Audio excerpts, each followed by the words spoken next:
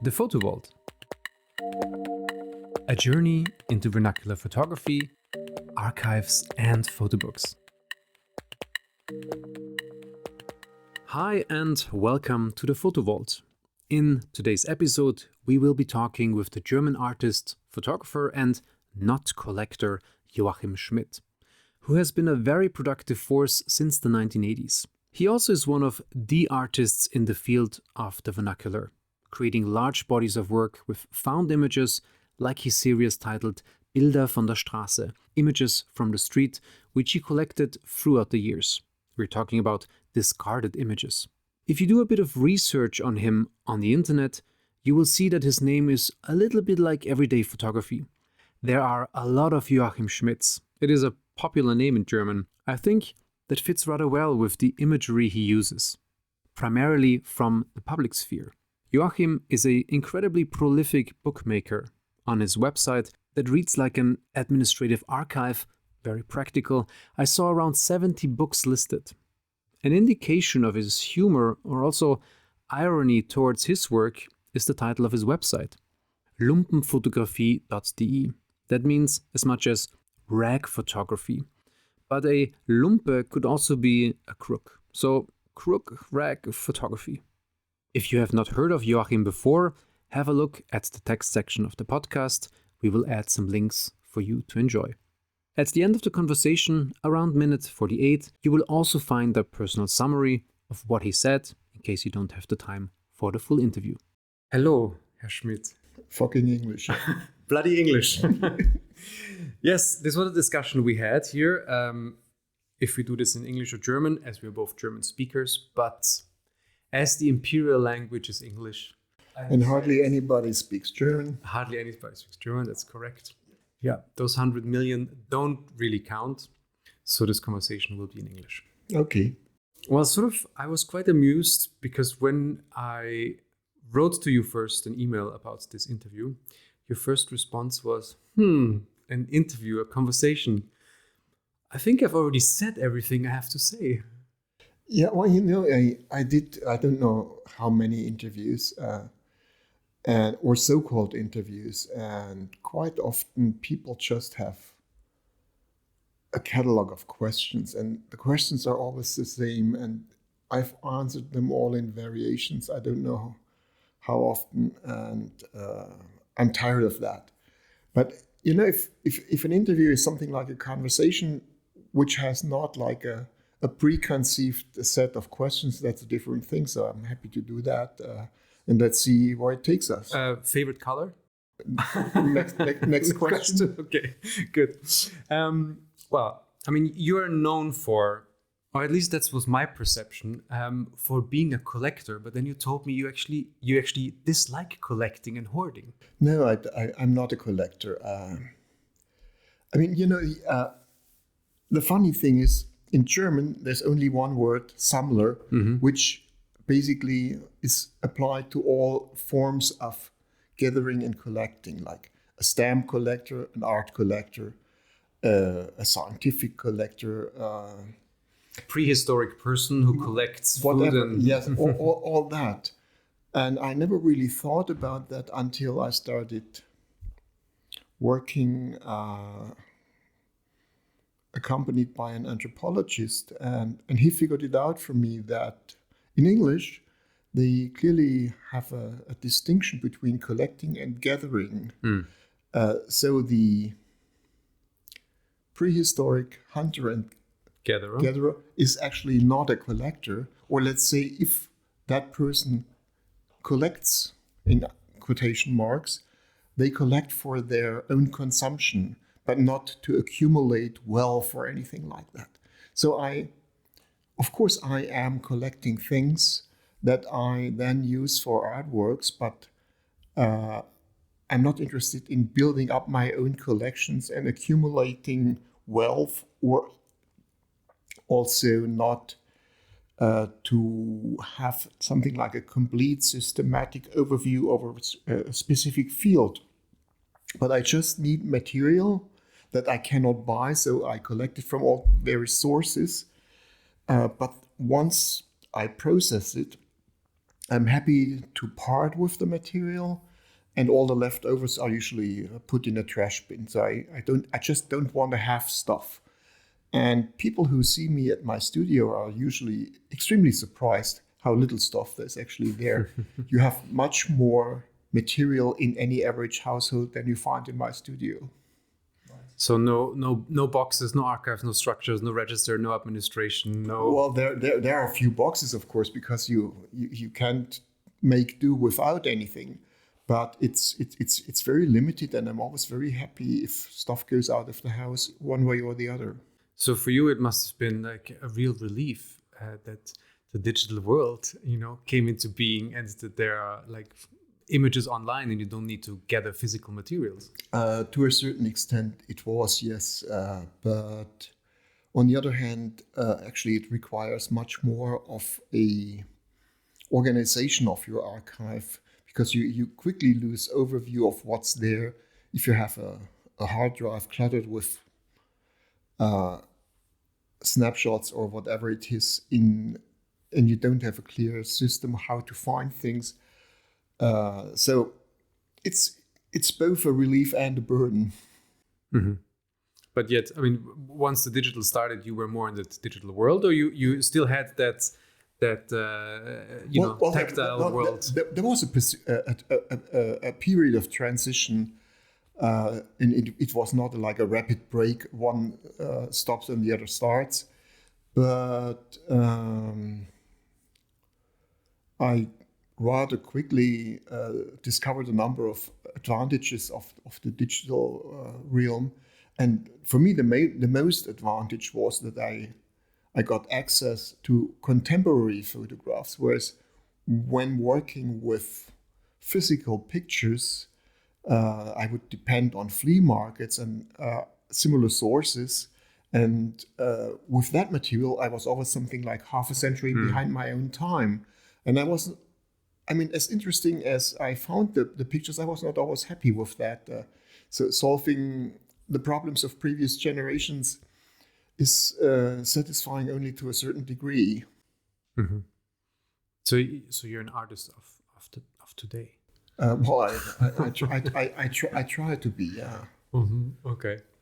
At the end, somebody else has to judge that. So thinking further on Joachim's work, I came to realize how much more contemporary and valid his work is today through his immediate response to what he finds online. That direct translation of everyday produced photos into artistic reflections is quite rare. Most people engage with forms of archives, including myself, that have the luxury or comfort of distance. That means things that have happened far in the past or are usually easier to work with because we had time to reflect. I was interested, though, if Joachim sees himself fully as an artist or also a bit as an historian. Frankly, I really don't care about that. And I mean, I don't have any kind of academic background, so I'm not a historian. Yeah. But of course, if I work with material that does have a history, it comes with that load, and you can't avoid that. But I would never call myself a historian or doing work that has any kind of historiographic value and ambition. I'm interested in imagery, and I try to emphasize one aspect of it that, to me, is appealing and attractive, and that I found maybe overlooked or whatever. And whether that's art or not is also another question. It took quite a while because I'm not an artist by education. I did all kinds of stuff, and without being in a specific field. And after a while, that is not compatible with, let's say, anything that can be done in a 9 to 5 position. And I did all kinds of jobs to make a living, and I did as much as possible the stuff I was interested in. Eventually, there's nothing. I mean, if you need to place yourself somewhere, and eventually I ended up being an artist because that's the only thing that was left over. You know, when you're 40, they don't hire people your age at the post office anymore. So there's no other option anymore. You just have to can go ahead, and the field of art allows you a number of liberties that somewhere else are not feasible, and so you end up being an artist, no matter whether you want or not, and that's okay. You're okay with yourself. Yeah, absolutely. That's what you're saying. Yeah, but also it's not that I think it's just the greatest thing in the world being an artist. It's just turned out that way, and yeah. You used to. I mean, we had conversations before, and I realized that your favorite platform is Flickr. Yes, I can't say it's my favorite platform, but it has a number of advantages. One is that you can look at images without following particular people or without becoming friends with somebody. Mm-hmm. So let's say if you're interested in what's on Facebook, you have to kind of follow and befriend all kinds of people. Mm-hmm. But also looking at Facebook, I found there was hardly any imagery in there that would raise any interesting questions for me.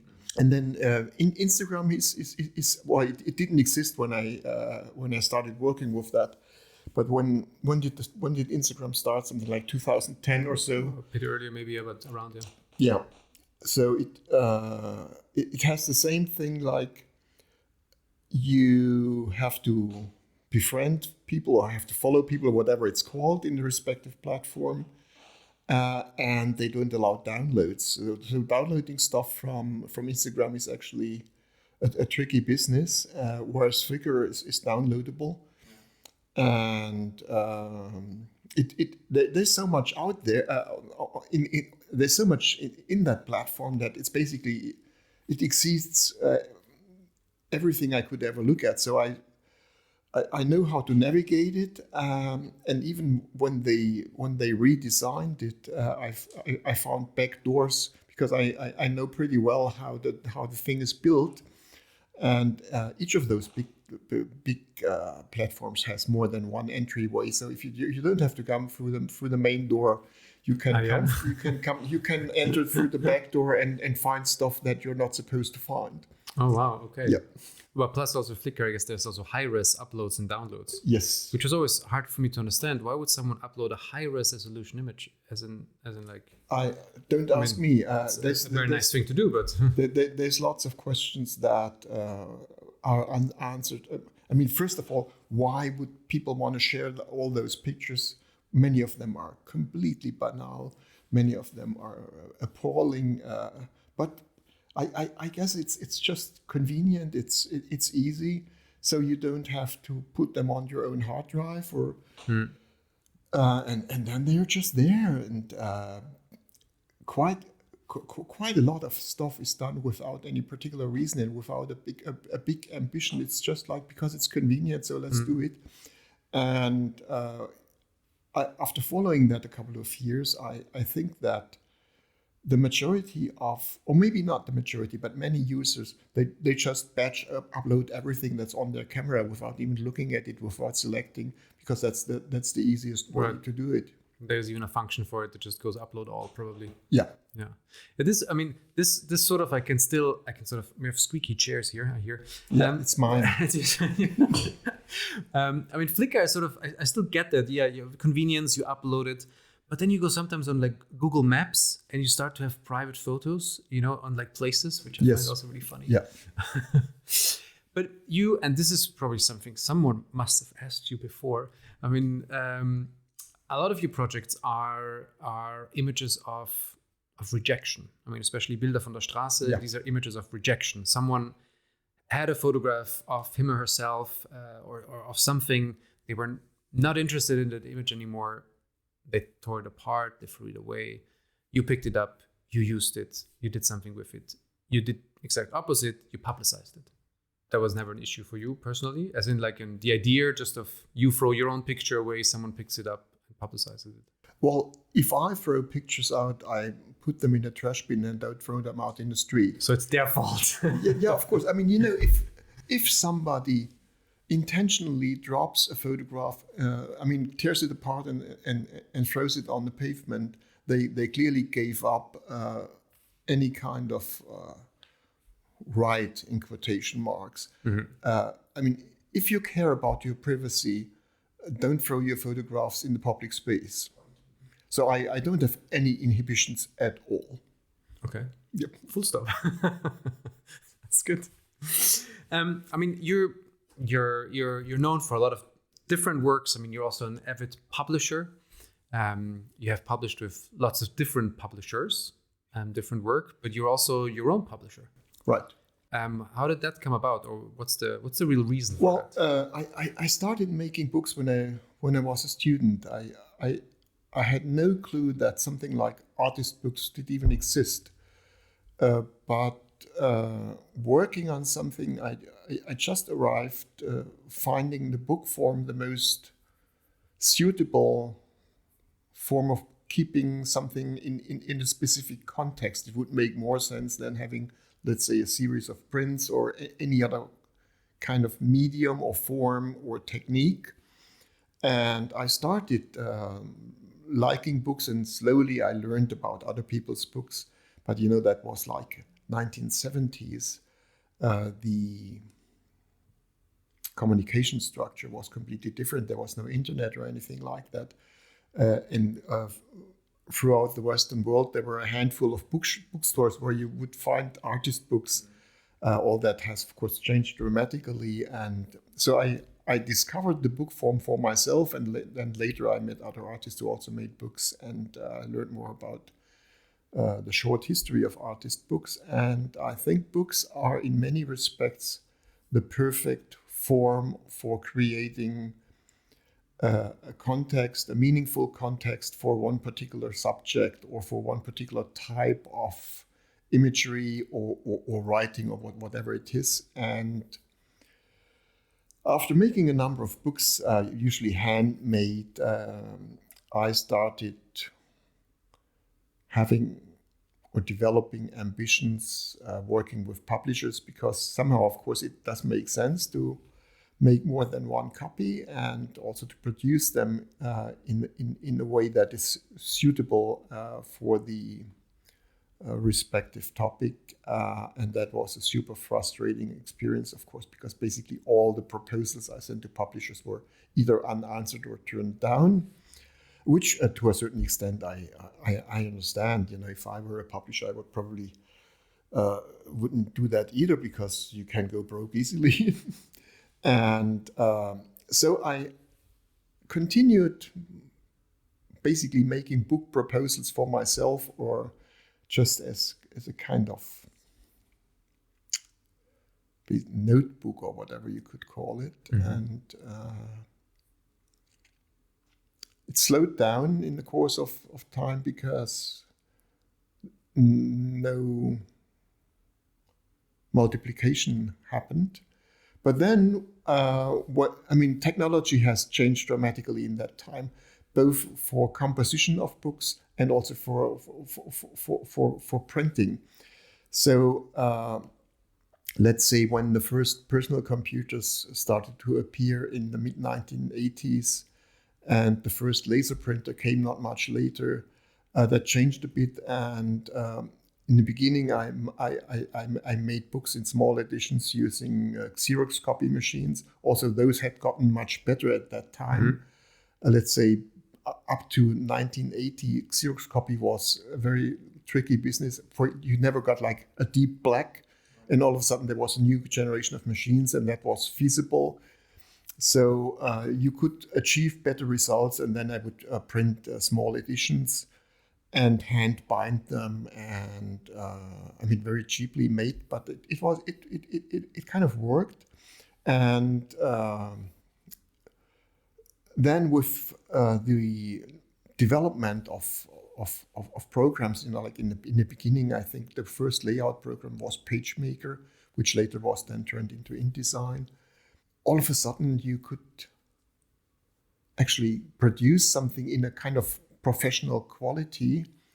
I remember when I learned about personal computers and what could be doable, I was like super excited. I was for the first time in my life an early adopter, and I looked at everything. So there was Commodore, Atari.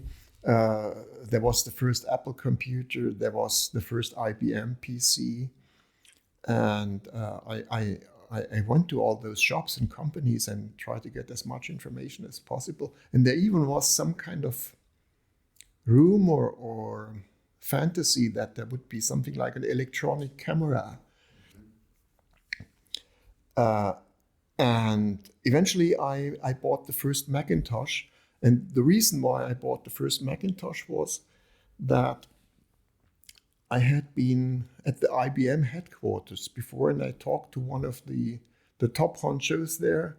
And I told him, listen, I'm publishing a little magazine, and I want to produce that on a PC, and I want to combine texts and images in one document. And he just told me, I'm totally crazy. This is never going to happen. I mean, this was like official IBM statement. And I said, oh. And the following week, I was at the Apple store. Or it was not an Apple store yet. There was somebody who imported Apple computers from the US because Apple had not yet stores in Europe yet. And then that person showed me PageMaker 1.0. I said, yeah, that's exactly what I need. So I bought that thing. I mean, of course, it was like crazy expensive. It was crazy expensive, and it crashed all the time. But it opened the path. Yeah, and that slowly, of course, turned into things that were unimaginable at that time, but nowadays you can just use it as a productive tool. On January 24th, Apple Computer will introduce Macintosh, and you'll see why 1984 won't be like 1984. That is from the famous first Apple Macintosh advertisement, which I thought would make sense here. As in listening to the interview later on, I just tried to imagine what my personal bookmaking would look like in the early 80s. And of course, for those who grew up with computers, it is hard to comprehend how slow any form of editing was back then. So composing a book, you have all the options now. There's nobody composes books or magazines the way it was used, the usual thing until, let's say, 1990. That's just gone and over and out. Even if you wanted to do it, you cannot do it anymore because the technology doesn't exist anymore. Printing took much longer, but eventually when digital print was a feasible option, and it was still rather expensive, but there were a number of print-on-demand providers. I thought, well, that's actually, it's like invented for myself. That's what I was waiting for. So I had something like 100 book proposals in my drawer, and all of a sudden I had an opportunity to produce them. Of course, I was totally aware of its poor quality, of its limited options, but that was not the question anymore. For me, the question was not having like a super good book with photographs in a print quality that resemble the original photograph. I was not interested in that. I was interested in producing something in an acceptable way, and I didn't care about super good print quality, and also not about having the finest paper or whatever. I just wanted to. The question was book or no book. It was not good book or bad book. It was good or no book or no book. But I mean, in that sense, you're still there also, because I mean, you still make books where you don't really care about the quality, right? Yeah, no, absolutely. And I mean, I like poor quality. You know, I think the attempt that many publishers are following to print as well as possible. It's actually a misunderstanding, because the book should not replace the original artwork. I like that. It's a difference.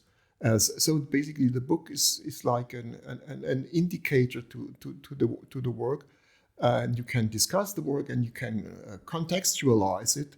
But trying to simulate the original or to replace the original is a completely stupid attempt, in my point of view. Yeah, no, I understand what you mean. I mean, the form of the book has to reflect the content, otherwise. Yeah. No, and I'm absolutely subscribed to that Brechtian idea of Verfremdungseffekt, alienation effect. It's always good to have something in any kind of cultural product that reminds you that what you're actually doing at the moment is not. By reading a book, you're not traveling to Russia, but you're reading a book about Russia. Yeah, absolutely. Yeah,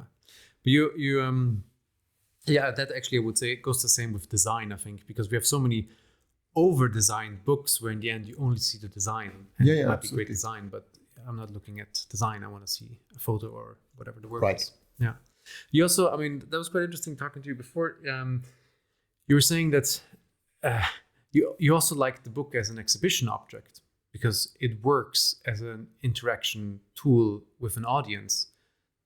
Yeah, that's something I discovered rather late, actually.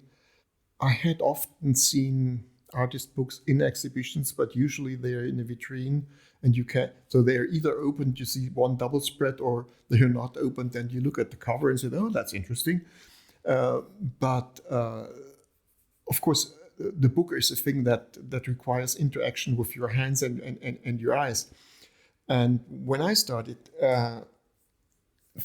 making books or even extended projects consisting of several books, I wanted to show them also in exhibition contexts, and not just sell books that then are being looked at home or in whatever context I don't know of.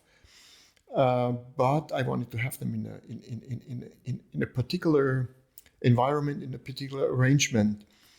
And of course, they had to be accessible, and they had to be touched and opened and read or looked at. And when I started making this, I was surprised to watch how much time many people spent with these books. Much more time than when you hang prints at the wall, where somebody enters a gallery, kind of scans the space, and after a few seconds basically has consumed the entire exhibition. You have a tremendously short attention span in this kind of spaces. But with books, quite often visitors of an exhibition go from book to book and from page to page, and I've watched people who spend hours in the gallery looking for that and getting involved, and I enjoy exploiting that attention. And you save the gallerists a lot of production costs. Well, I mean, they have to buy the books, but of course it's much cheaper than. It's a very economic form of exhibition in many ways, transporting. Insurance, all that is much easier. Yeah, but it also extends just the idea of a book, because I mean, what I love about books and why I make books is that everybody understands the format of a book. No matter where you go. Absolutely. You don't have to explain anything. People open it. Yeah, and of course I don't make these books that are like super fragile, handmade objects. Printed on paper that is made in a full moon night by virgins and stuff like that. Dissolves when you touch it. Yeah, it's just all that I'm super suspicious of. I want normal trade quality books. Yeah. Is that for you? I mean, because compared to when you started and what is happening now in the photo book world, is that does it interest you, that kind of production that's going on at the moment? I'm following that only in the periphery. But I'm super suspicious of that kind of fetishist approach of having like the finest paper and the best binding and the best printing and what you have so yeah, and then you probably need cotton gloves and to touch it and never bend a page and gosh no. I mean, the book is a thing that has to be used and. There are no covered books in your library. No. With, dust jackets and I don't know what. No. Yep. Okay. What else is there besides looking through imagery? What else interests you? Well, I mean, there's. I'm interested in lots of things, and I don't only work with images. I also work with texts. I'm writing myself, not much anymore, but I do, but I'm also collecting or gathering text fragments and put them in new contexts. I have a pretty wide interest. I look at lots of movies, but I don't have any ambitions to become a filmmaker myself. There's also fields where I'm not knowledgeable about, like music doesn't play a big role for me, but movies definitely does. I like going to the cinema. I read a lot. I read magazines. I read literature. You grow tomatoes? Yeah, and of course I have a life outside art, and one of them is one important aspect is that a few years ago I moved out of the city and I'm living in the countryside now, which changed my life dramatically. So I'm growing my own vegetables and I'm chopping firewood and stuff like that, and I'm rather happy doing that. But would you say that new way of life also informs your work, or that has nothing to do with this? I don't know whether informed is the right word, but it clearly had an effect.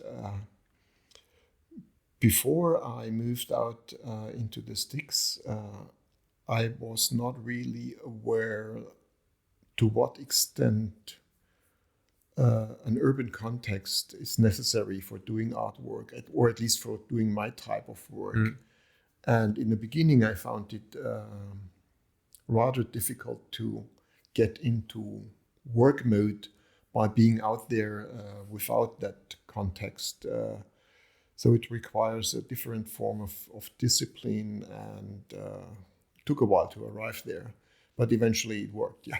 Yeah, because, I mean, you have internet, you can look at photos, but you can't walk through the streets, you can't feel the... Yeah, no, but it's also like being in an urban context, it's just like you have many chance encounters with all kinds of things that you cannot plan, and apparently that was quite important for me. So your work wouldn't exist without being in an urban environment in that sense. Yeah, I mean, just like, you know what I did for 30 years collecting photographic trash in the street. Yeah. There's just nothing there, of course, in the countryside.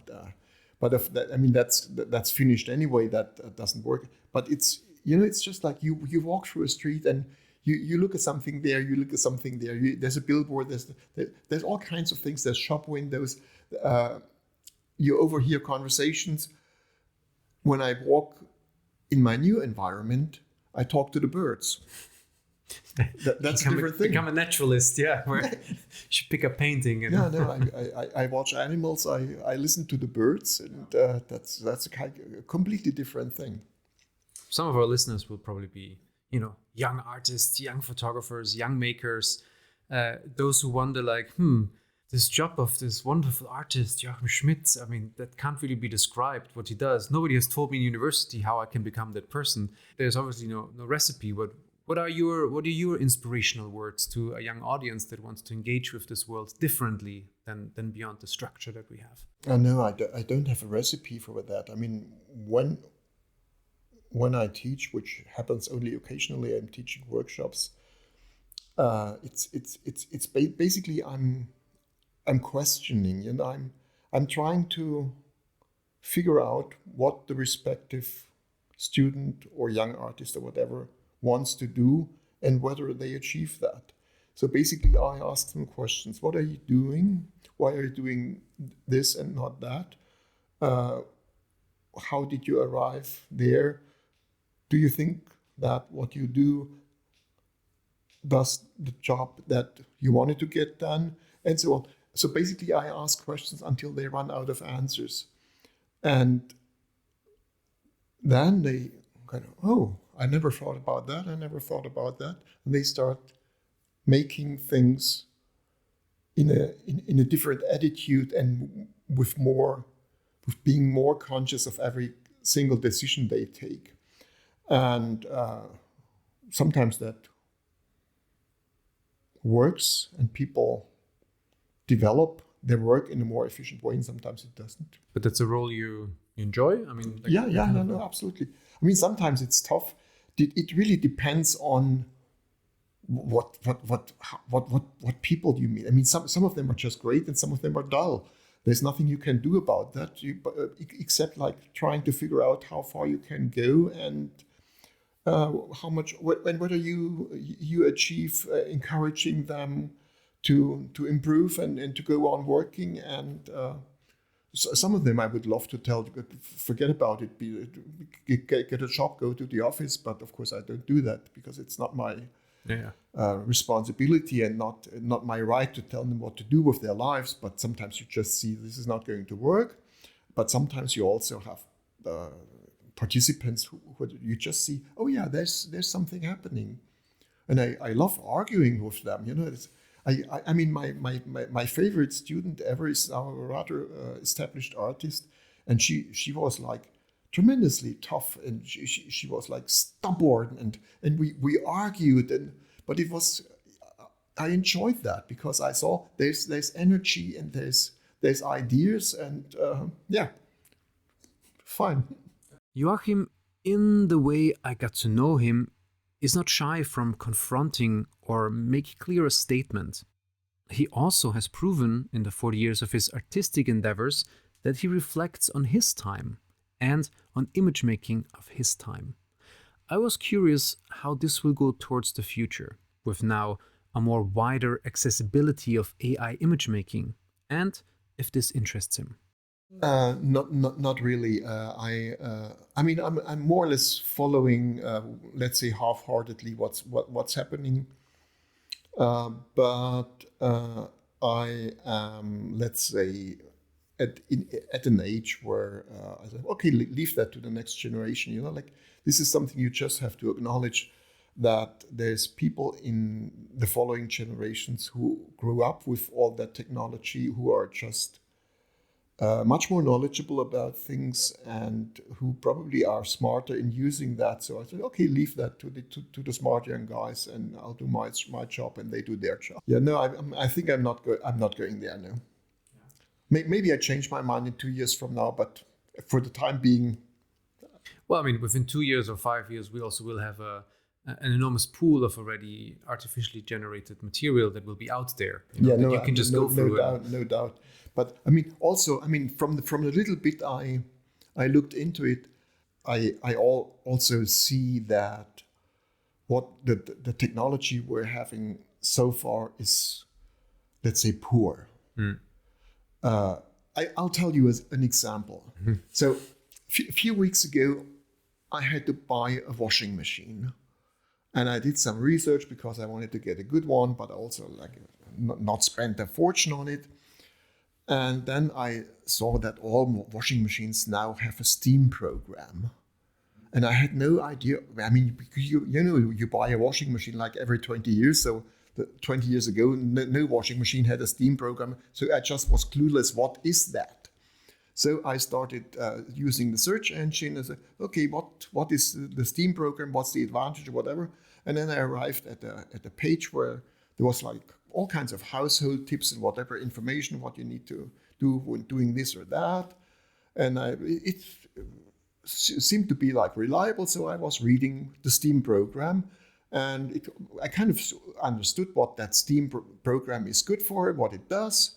And all of a sudden, there was a paragraph in the very same article talking about a computer game called Steam. So, okay, somebody prompted an artificial intelligence to write about the achievements of the Steam program, but the fucking intelligence was too stupid to make a distinction between a washing machine and a computer game. So not yet quite there. Yeah. No, that's for sure. It's not. I use ChatGPT a little bit for text generation to play with, but yeah, you definitely have to read through every single paragraph. Yeah. Because... I mean, and the damn thing is, people use that and then it's being put online and nobody even edits it or reads it. So it's just, we'll be fine. Yeah, for me, that's also, I mean, at the moment, these generators are also, they're just making a medium thing of everything that's out there. Of course. I mean, it's quite good for summarizing what's out there if you can have a clearly formulated prompt. But as soon as a little bit of creativity is involved, I have doubts, at least for the time being, this may be different in 1 year from now. Yeah. I mean, I'm totally aware of that.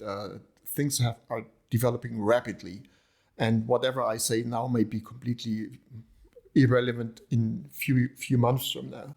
Yeah, because your Flickr might be full of AIs, and sure. Maybe you won't recognize them anymore. That is well possible. Yeah. What are you concerning yourself with today in terms of artwork? Like, is there a project that you're really focused on, or you think that's what you are sort of aiming for at the moment, or any idea that you're processing? That's nothing I can talk about. I'm always busy with various things simultaneously. Normally, I don't know yet what it's going to be until it's done. And more often than not, I drop it. So it seems to be completely pointless talking about something in progress, because quite often it just doesn't materialize. And if it does, it's usually something that I was not imagining at the process when I was gathering material or starting working on it. Would you say you have, in that case, more projects that actually don't see the day of the light in the end? Absolutely. Yeah. That's a good advice for students, no? Because I feel like a lot of students are like, I make a thing, that's the thing. And yeah, well, no, I think it's, when you start working, I would encourage everybody to realize everything, because that's a crucial process of how you learn to fail, and but then you just need the kind of critical understanding or the critical look at your own work to realize you failed. But failing is super crucial, and I did lots of projects that at the end were not that great. So not everything I created I was super happy with, and sometimes I trashed it before it saw any kind of audience, and sometimes not.